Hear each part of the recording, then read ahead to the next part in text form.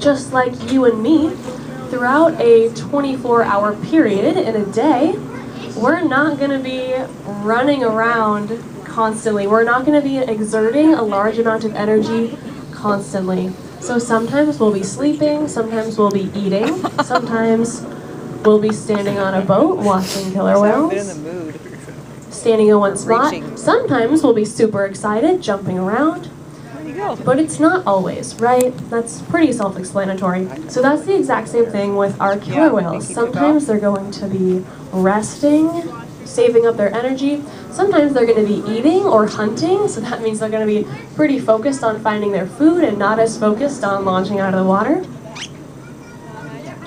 So it's all on an individual basis on their daily routines throughout the day, what their behavior is at that exact moment.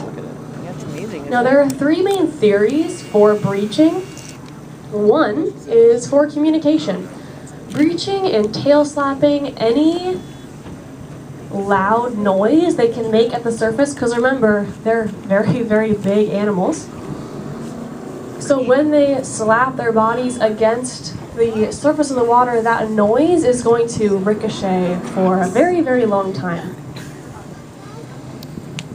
So if they need to get one of their sister's attention, one of their brother's attention, one of their children's attention, they can make that super loud noise, back up, 3 o'clock, change direction a little bit.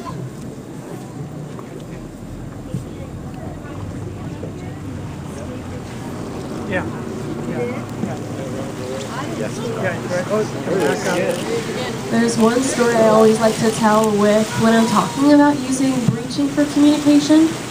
One of the pods here in the Salem Sea we were with one day, and the youngest sister and the oldest brother were off about a mile away, so we could still see them off in the very distance, and the rest of the family, so the mom and the rest of the siblings, were closer to us. Now this mom slapped her tail very, very hard on the surface of the water. Very loud, we could hear it. And that older son and youngest daughter ran right over. They made a beeline for the rest of the pod, and then the pod started traveling very swiftly.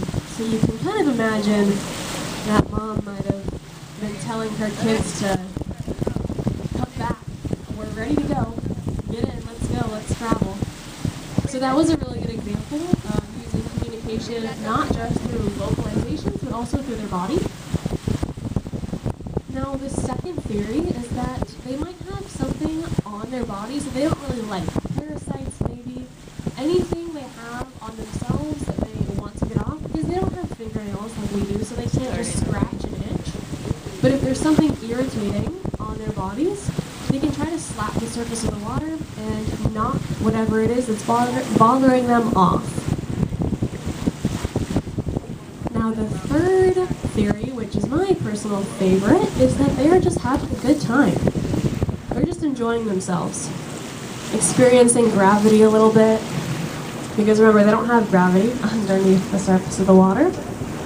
They might be socializing with their family, they might be celebrating after they've just eaten, because we all feel a little bit happy after our stomachs are full.